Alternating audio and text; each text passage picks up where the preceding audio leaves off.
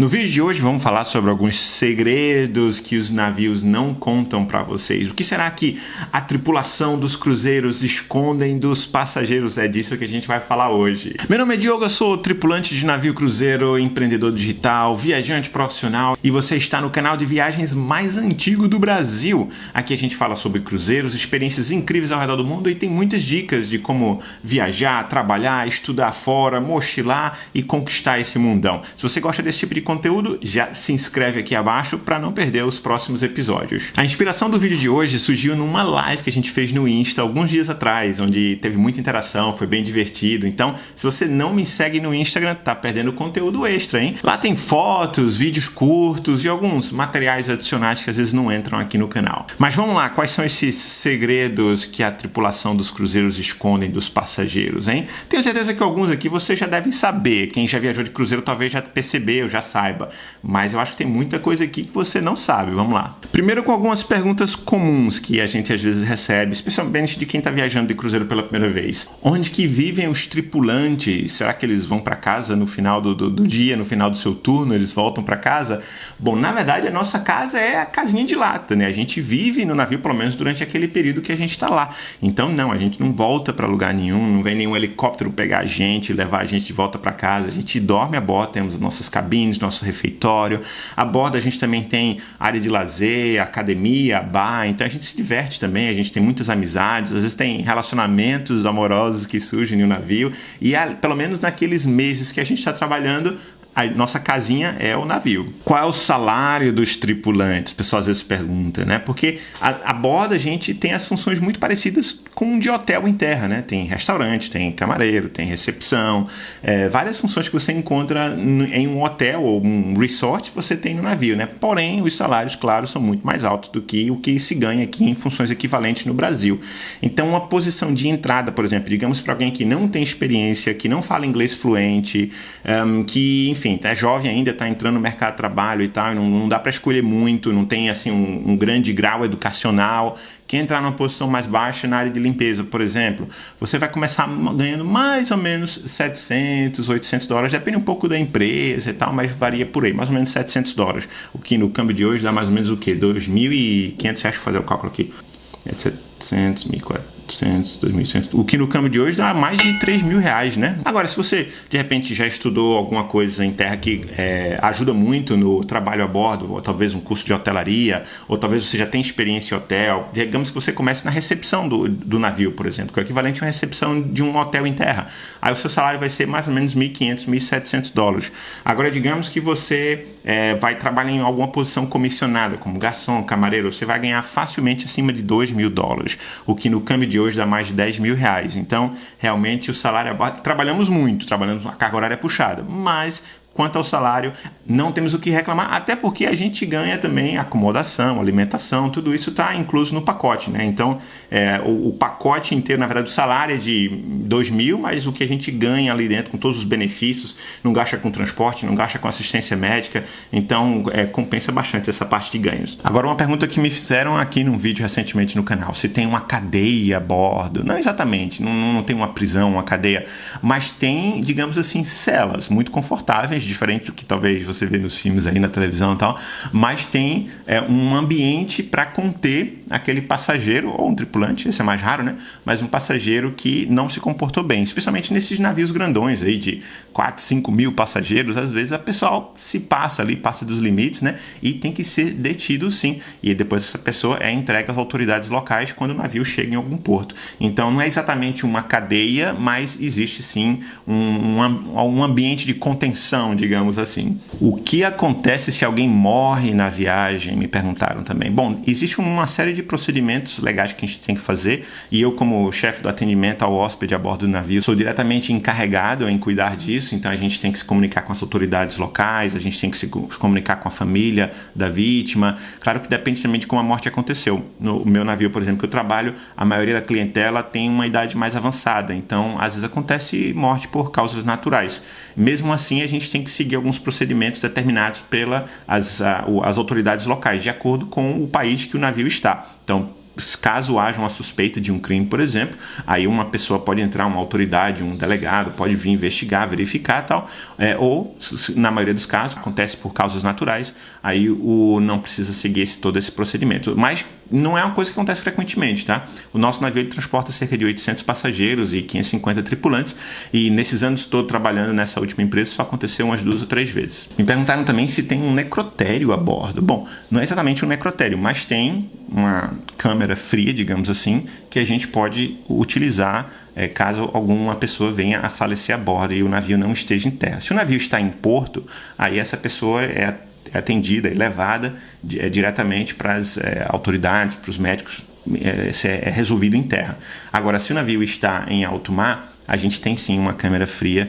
A água do mar é usada a bordo? Me perguntaram essa também. Sim, a água do mar ela é dessalinizada e usada a bordo. Então, a água que você toma banho, a água que é usada em várias... A água da piscina, por exemplo, quando você toma banho na piscina do cruzeiro, é água do mar, água tratada, dessalinizada, mas é uma água coletada longe do porto, não é aquela água que a gente não coleta a água ali no porto, na área portuária, porque geralmente essa água é muito mais revirada, muito mais poluída. Então, é uma água coletada lá em mar profundo e essa água ela é tratada a bordo, então a água da piscina que você toma banho, sim, é a água do mar. A comida dos tripulantes é tão boa como a dos passageiros? Me perguntaram isso, né? E foi, na verdade, às vezes acontece algum passageiro perguntar isso, né? E a resposta é que não. A comida dos passageiros, os passageiros pagaram para estar ali, então eles têm aquela comida, né, top das galáxias ali, o tempero todo preparado com um chefe renomado, é bem diferente. A nossa comida dos tripulantes é aquela comida básica mesmo, é comida de refeitório, não é comida de restaurante. Claro que pode haver diferença de um navio para o outro, tem empresas que de repente cuidam um pouco mais da sua tripulação e preparam uma comidinha mais caprichada, outras é aquele feijão com arroz básico mesmo, então pode variar um pouco, mas definitivamente não se compara com a comida dos passageiros. Apesar que alguns tripulantes eles conseguem, depois que constroem uma carreira, eles são promovidos e eles ganham um benefício de poder comer também em restaurantes de passageiros, mas é uma coisa mais restrita, não é uma coisa que acontece todos os dias, é ocasiões especiais, né? Então de vez em quando eu tenho a oportunidade de comer no restaurante dos passageiros, mas não é todo dia. Em geral, a gente come no nosso refeitório mesmo, que a comida é muito decente. Pelo menos na minha empresa, na empresa que eu trabalhei antes também, a comida era boa, né? Não tinha o que reclamar. É claro, às vezes você olha assim, um dia, não tem nada que eu goste. É normal, né? Você não é o chefe, você não é o cozinheiro, então você não escolhe sempre o que vai ser preparado. Mas não tem nada a reclamar nos navios que eu passei, nas empresas que eu passei. Aproveitando, se vocês gostam de saber um pouco mais sobre o mundo dos cruzeiros, as notícias, a volta dos navios aí estão voltando finalmente, então eu aconselho vocês a seguirem o Cruzeiros e Destinos no Telegram. Eu tenho um canal no Telegram onde eu posto mais notícias, fotos, vídeos, é só buscar lá Cruzeiros e Destinos no Telegram. Agora, se você quiser trabalhar a bordo como um tripulante, como eu, aí você tem que seguir o Projeto Tripulante no Telegram também. Cruzeiros e Destinos para os turistas e Projeto Tripulante para os meus futuros colegas de profissão. É perigoso viajar de cruzeiro? Algumas pessoas perguntam isso. Ainda tem gente que tem medo, né? Se meter para mar aberto, assim, tem que saber nadar, tal. Para trabalhar a bordo tem que saber nadar? Não tem que saber nadar para trabalhar a bordo. E não, eu não acho perigoso.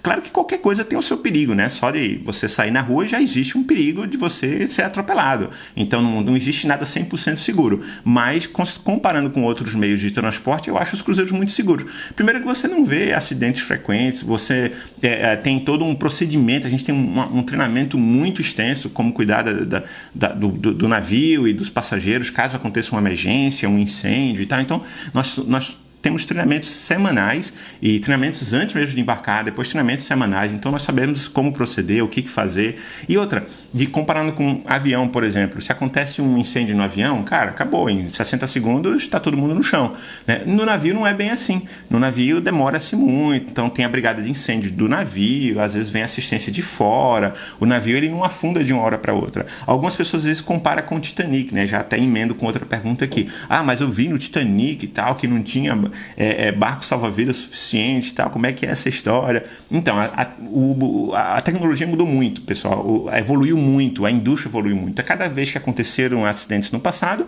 novas lições foram tiradas e, assim, o ambiente ficou cada vez mais seguro. Então, não dá para comparar com o Titanic, que foi uma coisa que aconteceu mais de 100 anos atrás. Para vocês terem uma ideia, no Titanic tinha cerca de 2.200 pessoas e 1.500 morreram. Mas da última vez que aconteceu um acidente com um cruzeiro moderno, que foi há poucos anos atrás, com Costa Concórdia, o navio tinha mais de 4.000 pessoas e morreram apenas 32. Claro, foi trágico, 32 pessoas faleceram, perdendo suas vidas, mas não dá para comparar com as 1.500 que morreram no Titanic, quando o navio tinha metade do que tinha de passageiros, de pessoas, o Costa Concórdia. Então, pessoal, 2.200 passageiros morreram 1.500 no Titanic. No Costa Concórdia tinha 4.000, quase o dobro, e morreram 32. Então, foi trágico, mas melhorou muito assim, as condições de segurança e tal. Quanto a bote salva-vida, tal, se tem, se não tem, o que vocês acham? Será que tem barco salva-vida suficiente para todo mundo a bordo nos cruzeiros modernos?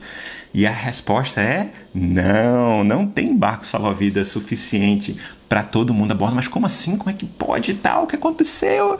Então, o que acontece é que hoje em dia existe barco salva-vidas e bote salva-vidas. Então, os cruzeiros eles usam uma combinação de ambos. Então, no total, sim, tem espaço para salvar muito mais do que o número de pessoas que o navio transporta. O bote salva-vida, ele é inflável. Então, ele fica dentro de uns tonéis assim grandes e quando é jogado na água ou inflado antes de descer, também a gente treina isso tudo, né? A gente aprende como fazer isso tudo. Então, a gente pode inflar e ir descendo ele já com as pessoas. Mas caso aconteça alguma coisa e o navio afunde com os botes ainda presos, eles se soltam do navio e boiam e sobem para a superfície e se abrem e se inflam. Então, mudou muito a tecnologia hoje em dia. Sem falar que até mesmo na questão de prever o clima, prever situações assim, tipo GPS que não tinha naquela época, mudou muito. Então, fiquem tranquilos que viajar de navio é provavelmente o meio de transporte mais seguro que vocês vão encontrar por aí. Mas existe risco de pirataria? Me perguntaram. A verdade é que sim, existe um risco, mas nada a ver com o filme Piratas do Caribe, né? No Caribe não tem mais piratas, mas tem uma região do mundo que ainda tem, são os piratas modernos na costa leste da África. Infelizmente aquela região ali é um pouco mais, tem que ter um cuidado maior do navio, a gente traz seguranças extras quando navegamos por lá, mas não é uma rota que atrai muitos cruzeiros, é raro, sabe? Mas nesse tempo todo a bordo, esses quase 10 anos aí que eu embarquei no meu primeiro cruzeiro, eu só passei por aquela região uma vez. Então, e ainda assim, ele é mais comum os piratas atacarem navio de carga. Talvez vocês já viram aquele filme com Tom Hanks, esqueci o nome agora, vou colocar aqui na tela. Naquele filme mostra um cargueiro que foi atacado por piratas, né, sequestrado a tripulação e tal. Então eles atacam navio de carga porque tem uma quantidade bem menor de pessoas, né, às vezes são 10, 20, 30 tripulação ali, então eles conseguem render aquelas pessoas e roubar a carga e tal. No caso dos cruzeiros é muito mais difícil eles fazerem isso, porque a gente está falando de 2.000, 4.000, 5.000 pessoas. Como é que eles vão render 5.000 pessoas, um grupo de piratas que vem num barquinho com 5, 10, 15 pessoas? Então, cruzeiros, fiquem tranquilos, você vai viajar de cruzeiro, fique tranquilo, que a chance de você ter algum problema com pirata é praticamente zero. Sempre me perguntam também se eu já peguei algum mar muito agitado, das coisas caindo, derrubando e tal, e se dá enjoo também, né? Já vou emendar essas duas perguntas em uma. Eu nunca peguei um mar tão agitado assim de dar medo, de você ficar, caraca, tá caindo tudo e tal, mas eu já ouvi relatos de amigos e tal. A diferença é que hoje em dia a previsão do clima melhorou muito. Então, em muitos casos, quando o comandante já sabe que vai ter um clima muito ruim nos próximos dias, no próximo porto para onde a gente está indo, ele pode mudar o roteiro, ele pode pular até aquela cidade. A gente não vai naquela cidade porque se a gente chegar lá tem uma tempestade terrível que está chegando junto com a gente, então é melhor pular. Essas coisas acontecem, às vezes a gente cancela um porto, a gente muda a data, o itinerário, justamente para evitar esses climas. Não é uma garantia, às vezes ainda acontece de pegar um clima muito, muito tenso mesmo, das coisas virando e tal, mas é uma coisa muito rara também. E sobre o enjoo, eu particularmente não sinto, mas eu sei que tem algumas pessoas que são mais sensíveis, sim, especialmente se você tem labirintite. Aí, se você vai fazer uma viagem de cruzeiro, trabalhar ou viajar a bordo e você tem labirintite, eu aconselho a consultar um médico, porque ele vai te passar talvez um medicamento que vai ajudar nisso aí. O enjoo, ele acontece, digamos assim, na primeira noite, para quem nunca viajou de cruzeiro,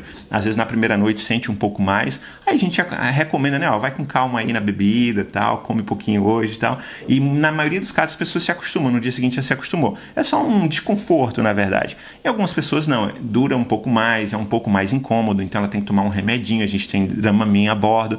Agora, em alguns casos mais específicos, aí tem, às vezes precisa consultar um médico a bordo, tomar uma injeção, um medicamento mais forte. Mas são muito poucos casos. Se você faz uma viagem de barquinho aí aqui no litoral brasileiro mesmo e sente enjoo, então é bom consultar um médico antes antes de embarcar num cruzeiro. Mas no cruzeiro, em teoria, ele balança muito menos, não é como o seu barquinho ali que você faz um passeio aí numa praia, como eu fiz aqui, mostrei no Rota Brasil, a gente fazendo um passeio numa praia paulista, o barquinho ali balançava que só, mas ali eu tô falando de, sei lá, 40, 50 pessoas, então balançava muito. Um cruzeiro é muito mais pesado, então teoricamente balança menos. Quanto maior o navio, não é garantia, mas em teoria os navios gigantões, eles balançam menos do que os menores. Você pode ser abandonado por um navio, você, digamos, você é passageiro, é tripulante e, sei lá, se atrasou, não chegou a tempo na hora de partir do navio. Será que o navio vai e te deixa? E a resposta é sim, ele vai te deixar para trás, sim. Salvo alguns casos, de repente, um atraso ali de 5 minutos, você ainda pega. Imagina, você saiu para um passeio na cidade, perdeu a hora e quando chegou no porto, o navio já está fechado e pom, ele não volta mais não volta não. Inclusive tem uns vídeos super engraçados aqui no YouTube mostrando os passageiros chegando, abanando no porto, no pier, tentando fazer o navio voltar e já era. Então, prestem muita atenção, eles fazem anúncios no sistema de áudio e publicam também num jornalzinho a bordo. Tem uma publicação todos os dias que você recebe na sua cabine que tem lá o horário de partida do navio. Sempre olhem, prestem atenção, porque depois não adianta chorar. Você vai ter que dar um jeito e se virar para chegar na outra cidade para se encontrar com seus amigos e com sua bagagem, porque o navio continua sem você, viu? De vez em quando, geralmente quem está viajando de cruzeiro pela primeira vez, chega e pergunta para mim assim, olha, eu acabei de vir do restaurante ali, no restaurante dos passageiros, né? Um passageiro pergunta pra gente, a gente estava jantando ali agora e eu acabei de ver, o capitão tá jantando também? Tá ali no restaurante, quem é que tá pilotando o navio? O navio já está em movimento de noite, já partiu do porto e o capitão jantando ali. Então, quem será que está pilotando o navio? A verdade, pessoal, é que o capitão, ele não pilota muito o navio hoje em dia, não. A tecnologia evoluiu muito, muitas vezes o navio fica no piloto automático e tem toda uma equipe na ponte de comando. O capitão não fica sozinho, não é como naqueles filmes antigos assim, que tava lá o capitão barbudo, só na direção ali no volante. Não, isso não é assim mais não. Na verdade é quase tudo computadorizado e para vocês terem uma ideia, quando o navio está chegando ou partindo de um porto, a gente recebe até um profissional de terra que sobe no navio. Então, digamos que o navio está próximo de chegar numa cidade, num porto novo e tal. Então, vem um profissional de terra num barquinho que sobe no navio e assume o comando do navio até o navio estacionar, até o navio atracar e chegar em porto. Então, esse é um procedimento comum. Esse profissional, no Brasil a gente chama de prático. Em inglês é o pilot. Então, piloto, você pode ouvir as pessoas chamando de piloto, mas no Brasil chama-se de prático. E esse profissional é aquele que conhece o porto como ninguém, ao ponto de ele ir até a bordo do navio e trazer o navio para a terra. Então, o capitão tem muita responsabilidade, o capitão, né? Mas ele fica pouquíssimo tempo lá apertando o botão e mexendo na direção. Na verdade, nem tem, né? Eu já mostrei para vocês aqui num vídeo antigo no canal que não tem necessariamente aquela direçãozinha, né? Tudo nas alavanquinhas, nos botõezinhos, mudou muito da época do Titanic. Uma pergunta mais prática agora, tem internet, o celular funciona quando a gente está a bordo? E geralmente é não, tá? Quando o navio está longe da costa, longe do porto, o sinal de internet, sinal de telefone não alcança, mas o navio tem conexão direta via satélite, porém a internet do navio não é tão rápida como geralmente a internet em terra e também costuma custar alto. A maioria das empresas ainda cobram pela internet a bordo dos cruzeiros, eles vendem pacotes e tal para quem usa muito, mas ainda assim é um serviço caro, é um serviço via satélite e caro. Algumas empresas hoje em dia já começaram a colocar inclusa na viagem. A minha empresa, por exemplo, a gente não cobra mais por internet, mas é um cruzeiro ultra luxo, que as pessoas pagam muita grana para viajar, então a gente incluiu a internet. Os cruzeiros são realmente tudo incluso? E a resposta é que não. Alguns cruzeiros são vendidos como tudo incluso, mas na prática tem muitos gastos extras. Então digamos que é assim, todos os seus gastos básicos são inclusos. Você tem as 3 refeições, você tem entretenimento, você pode assistir os shows, você tem a sua cabine ali com limpeza e tal. Isso está incluso. Então, quando uma empresa vende um cruzeiro tudo incluso, é isso. Agora, você quer uma massagem no spa, você quer cortar o cabelo, você quer jogar no cassino, você quer fazer uma excursão. Geralmente, esses serviços não estão inclusos. Pode ser que a empresa ofereça algum pacote, né? Inclua, se você pagar X extra, aí inclui as excursões, por exemplo. Mas, em geral, é um serviço que cobra à parte. Então, mesmo as viagens tudo incluso, na verdade é o básico que está tudo incluso. Qualquer coisa extra vem do seu bolso. Eu sei que para algumas pessoas que já viajaram isso parece uma coisa lógica, mas eu estou aproveitando para responder porque tem muita gente aqui que ainda não viajou ou ainda não viajou num navio com tudo incluso, então aproveite e já ajudo vocês também. O que significa aqueles códigos que a gente escuta às vezes no navio? Alfa, Bravo, Oscar. Então aqueles códigos ali geralmente é uma comunicação da ponte de comando com a tripulação. Não necessariamente algo muito ruim que aconteceu. Pode ser que algum hóspede passou mal e pode estar tendo alguma parada cardíaca, então eles avisam código alfa para que a tripulação que é encarregada de cuidar daquela situação corra para um ambiente para tentar, enfim, ajudar. Tem uma pessoa no mar e pode ser o código Oscar. Porém, por que eu digo pode? Porque isso pode mudar de navio para navio, na empresa para empresa.